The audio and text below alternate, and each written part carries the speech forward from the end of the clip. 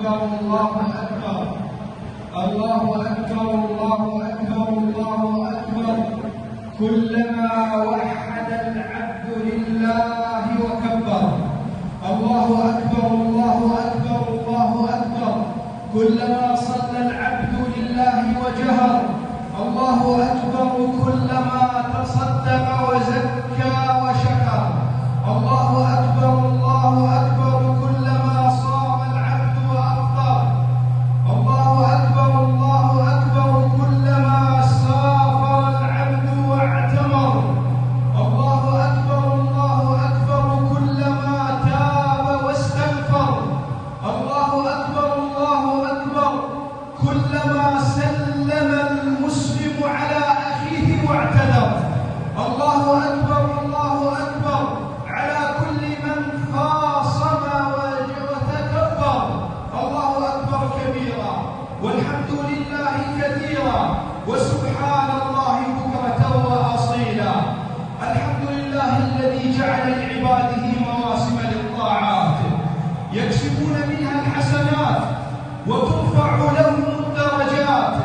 نحمده ونشكره على نعمه إلى الممات، ونصلي ونسلم على حبيبنا محمد سيد الكائنات وعلى آله وأصحابه أفضل السلام والتحيات.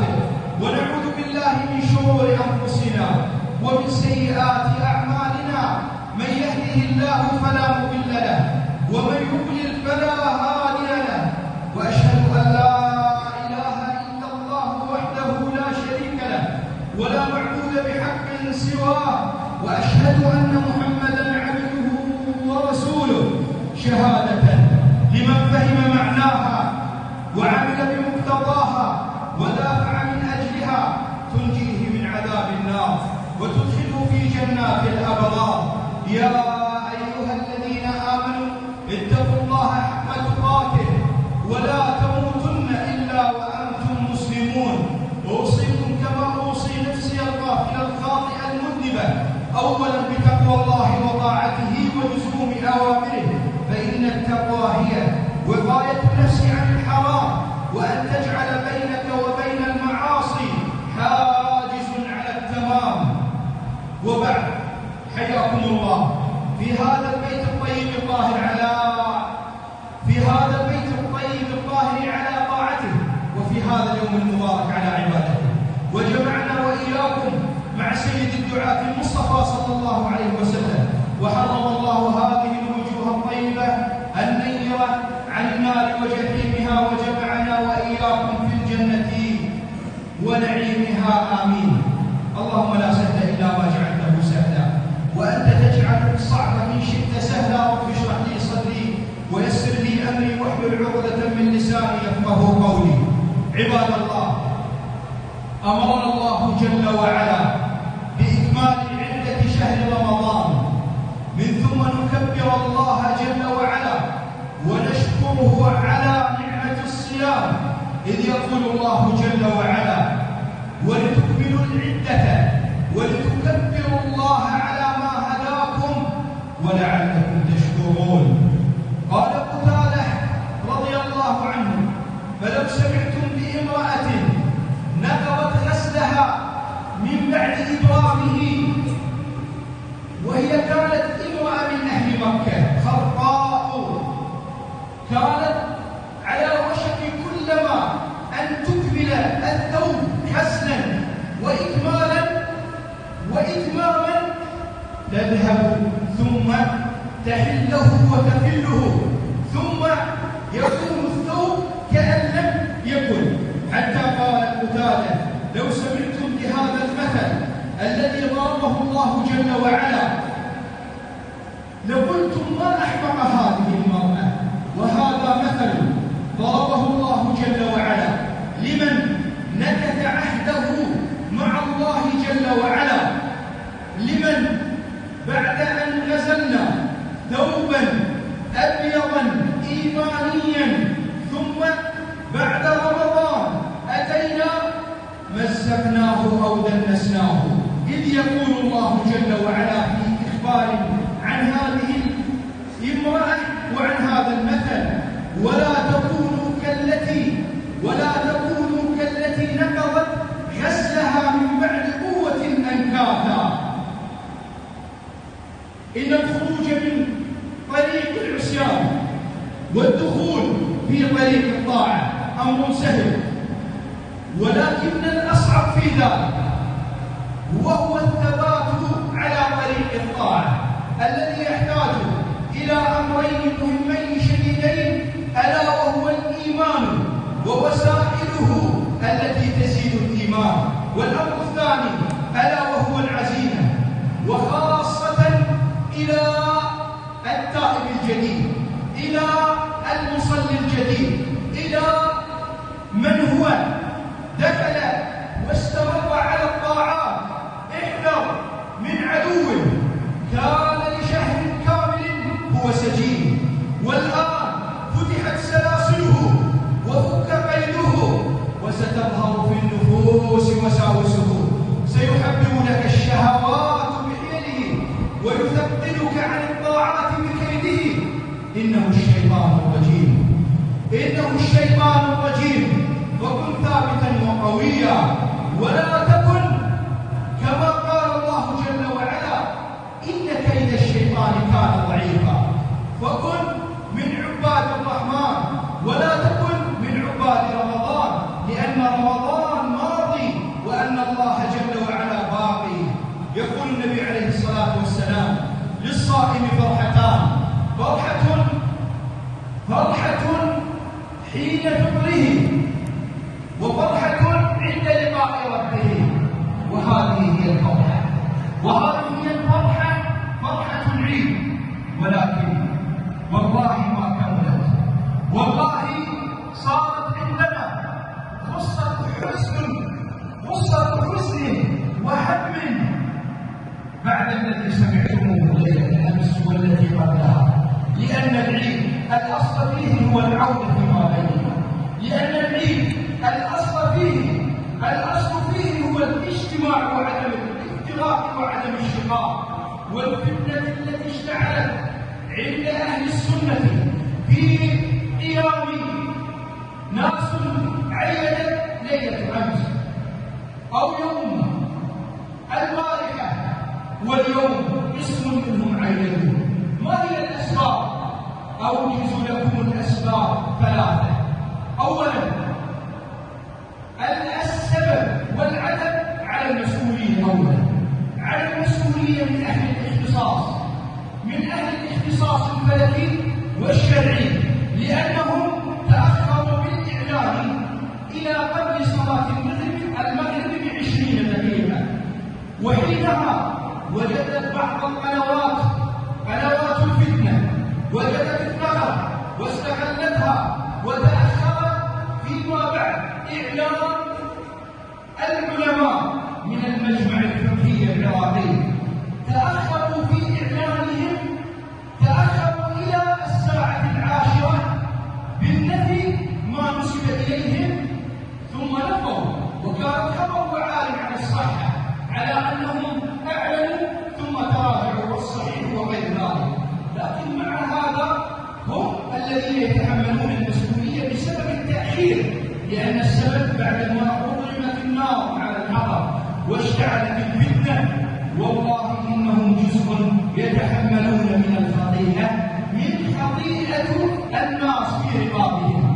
أما السبب الثاني ألا وهو الإعلام والصفحات الوهمية وقنوات الفتنة التي فرقت الأخبار، ثم انجرت الصفحات الرسمية بعدها انجرارا خلفها، ثم نحن بطبيعتنا انجررنا من حيث لا نشعر.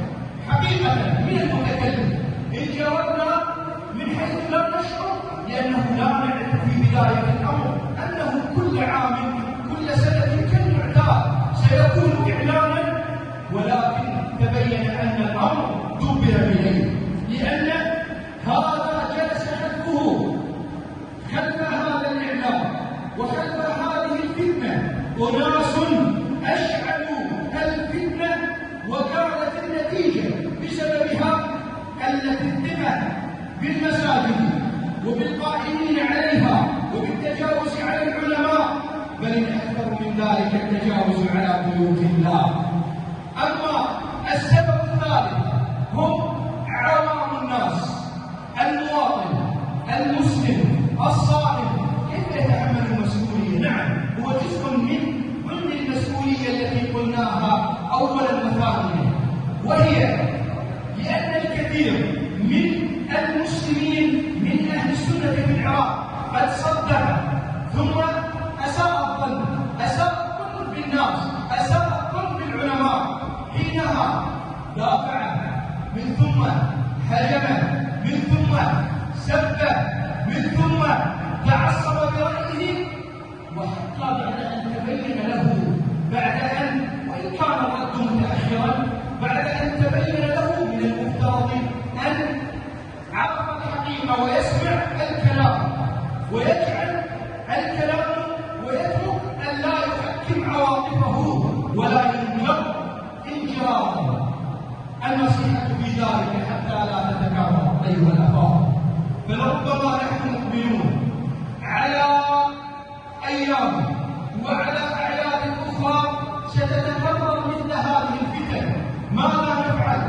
النصيحة إذا تكرر الأمر لا تستعجل أيها المسلم، استشر أهل الشأن ودع الاختصاص لأهله. يا أخي الكريم، هذا هو من أهل اختصاصه، لماذا العقل عند وزارة التربية في المدارس لا نتدخل فيها؟ جعلنا أننا أسأنا الظن، ومن ثم اعلم واعلم أنك لا تجاهر بالخلاف، لأنك والله سيأتي بعد لحظات أو بعد ساعات فستكون العواقب. ولا تسب ولا تفتي، والله أن الذي حصل ليس قليل، والله من أحسن الأعياد مرت علينا. لماذا؟ لأن العيد الأصل فيه الاجتماع، وصار اختلاط في العائلة الواحدة، ناس صاموا وناس عيدوا. ما الذي يجري أكثر من ذلك؟ ضرب في حق ديننا، ضرب ذلك الأمر لم يحصل في التاريخ بالنسبة. اذهبوا إلى من أعلنت الصيام ومن أعلنت كذلك من أعلنوا العيد. هنالك دول أكثر من 18 دولة اليوم عيدت، وهنالك دول ليلة أمس أكثر من 20 دولة كذلك عيدت. هل هم كلهم على خطأ؟ إن شر البلية ما يوحد الله. أخبرني أحد الخطباء الأكرام بالسوبر ماركت يقول: والله عندما سأل الناس من المصلين قالوا: يا شيخ نحن نصوم أم نعيد؟ قلت لهم: لا تصومون ولا تعيدون. قلت: لا تصومون ولا تعيدون لأننا تصومات كأهل الأعراض، لا للجنة ولا إلى النار. هو كردي أعلن لكردستان، الموقف عند كردستان وهو أنه عيد. إذا قلت لربما يعتب علي من الأقرار، وإذا قلت أنا متعين على الوقف المركزي، وذلك كان هذا هو جوابي. فلذلك عباد الله، كم حزنا لهذا الخلاف، كم وصلنا إلى مسألة السب لهذه الفتنة. عباد الله أيها المسلمون، اعلموا أن ديننا يدعونا إلى الاجتماع، يدعوننا إلى الاعتصام. قال الله جل وعلا: واعتصموا بحبل الله جميعا ولا تفرقوا، واذكروا نعمة الله عليكم إذ كنتم أعداء فألف بين قلوبكم فأصبحتم بنعمته إخوانا وكنتم على شفا حفرة من النار فأنقذكم منها كذلك يبين الله لكم آياته لعلكم تهتدون. دعانا إلى عدم الافتراق، إذ يقول الله جل وعلا: ولا تكونوا كالذين تفرقوا واختلفوا من بعد ما جاءهم البينات وأولئك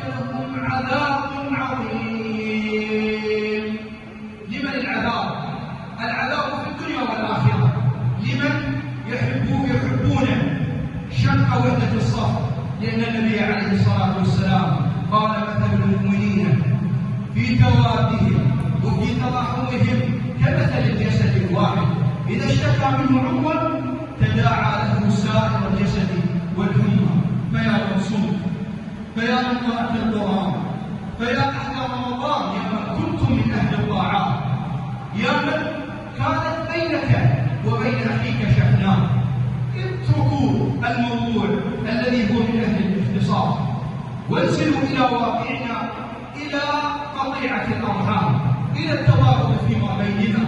اعلموا أن الأعمال لا ترفع فتبقى مقيدة حينما تصل وحينما توصل صاحبك الذي أو أخوك الذي بينك وبينه قطيعة.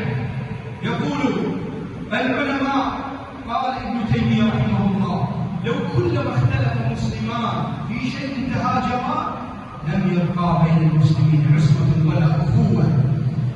يقول صلى الله عليه وسلم: من اعتذر له أخيه ولم يقبل عذره فعليه مثل صاحب المكس. أتعرفون من هو صاحب المكس؟ المكاس الذي يأخذ أموال الناس بقوته وبمنصبه، يكون الدم كذب بذلك. يقول الله جل وعلا: إنما المؤمنون إخوة فأصلحوا بين أخويكم. يا كل من له وجاهة وكل من له مقبولية بين جارين مختلفين وبين صديقين وبين أبناء عمام أو بين زوجين أو بين جيران أو بين عشيرتين، اعلم بأن الذي يسعى إلى إصلاح ذات الرحم أو إلى إصلاح ذات البين هو خير من الصلاة والصدقة وخير من الصيام، كما أخبر فيه النبي عليه الصلاة والسلام. واعلموا أن أقل الأرحام وأقل صلة الأرحام وهي السلام. قال صلى الله عليه وسلم: صلوا أرحامكم ولو بالسلام. حتى لو أن الشخص أنه تجاوز عليه، عاد عليه، ما يسوى، ما يستحق، حتى لو قال ذلك سلم عليه وابرد الذمة التي بينك وبين الله، حينها خيركم الذي يبدأ بالسلام. أقول قولي هذا وأستغفر الله لي ولكم، استغفروه فيا فوز المستغفرين.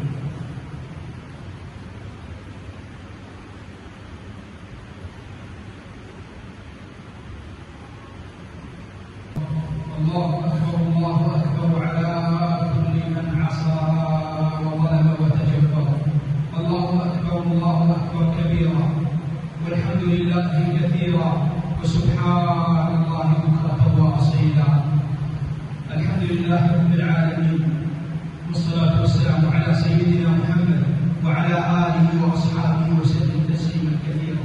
عباد الله، تعالوا معي قليلا كي نخرج من هذه الأجواء التي ذكرناها من أجواء الشقاق والاختلاف، فدعونا إلى أن نذهب إلى أجواء الفرح والترفيه والمزاح، لأن في مثل هذه الأيام كما أخبر فيها الصادق المصدوق صلى الله عليه وسلم أنها أيام فرح، لا بد أن تكون أيام ترفيه، لا بد أن تكون أيام أكل وشرب ولعب ومزاح، كما أخبر النبي عليه الصلاة والسلام، لأن طبيعة النفس البشرية تتعرض للفتور والملل والهموم وجهد المعيشة، فحينها تبحث عن وسائل الترفيه فينفس عن كل ما فيه. فمنا من يبحث عن السمر للقوسية التعاليم حتى يرفه عن نفسه، ومنهم من يبحث عن الألعاب كي يرفه نفسه، سواء كانت ألعاب إلكترونية أو ألعاب فكرية أو ألعاب جسدية، ومنهم من يذهب إلى الأفلام والمسلسلات، ومنهم من يذهب إلى المزاح. والأصل في ذلك في كل ترفيه، في كل زمان وفي كل مكان وفي كل نفس بشرية، ألا وهو المزاح والضحك. وشريعة الإسلام عاملة الإنسان على أساس خصائصه النفسية، عاملت الإنسان بانضباط، وثبتت من أسانيد الصحاح أن المصطفى صلى الله عليه وسلم مارس جوانبا متعددة وألوانا كثيرة، أنه صلى الله عليه وسلم تسابق مع السيدة عائشة رضي الله عنها. لا يجوز إخوان التكلم أثناء الخطبة. تسابق النبي عليه الصلاة والسلام مع السيدة عائشة رضوان الله عنها. النبي عليه الصلاة والسلام رأى أمام المسجد غلمان يلعبون بالحراب، فلم ينكر عليهم فسكت وابتسم. وهكذا يقول علي رضي الله عنه: التمسوا لهذه القلوب طرائف الحكمة فإنها تمل كما تمل الأبدان. فأقسام الناس في المزاح ثلاثة: قسم من يقضي ليله ونهاره في المزاح والضحك والبحث عنه، في النكت، في المسلسلات الكوميدية، في المقال، في الأمور الأخرى، وهذا مذموم. نوصيه بحديث النبي عليه الصلاة والسلام: لا تكثر الضحك فإن كثرة الضحك تميت القلب. قسم ثاني وهو العبوس الذي لا ترى البسمة على وجهه أبدا، وهذا كذلك مذموم لأنه ينفر الناس عنه. ونوصيه بحديث النبي عليه الصلاة والسلام: تبسمك في وجه أخيك صدقة. أما القسم الثالث وهم أهل الوسطية والاعتدال الذين هم على هدي النبي عليه الصلاة والسلام. كيف نكون من هؤلاء؟ إذا خلا المزاح والضحك من أربعة أمور: أولاً أن يخلو من السخرية والاستهزاء والتنافس بالألقاب على وجه يضحك منه بالقول أو بالعمل أو بالفعل. النبي عليه الصلاة والسلام أمامه مشهد: كشفت ساق ابن مسعود رضي الله عنه، فضحك قسم من الصحابة فقال، وكان ابن مسعود رضي الله عنه ضعيفا هزيلا وكانت أدواه هزيلتين، فقال: أتضحكون من دقة ساقي ابن مسعود والذي نفسي بيده لهما أثقل في الميزان من جبل أحد. ثانيا النهي عن تنويع المسلم وإفزاعه، بالقرص نسميه الجهل. لا يجوز حمل السلاح أنه من أجل المزاح بوجهه، لا يجوز الاختبار للأطفال، لا تجوز أمثال مشاهدات أو أمثال الكاميرا الخفية أو ما تسمى. فالنبي عليه الصلاة والسلام قال: لا يحل للمسلم أن يروع مسلما.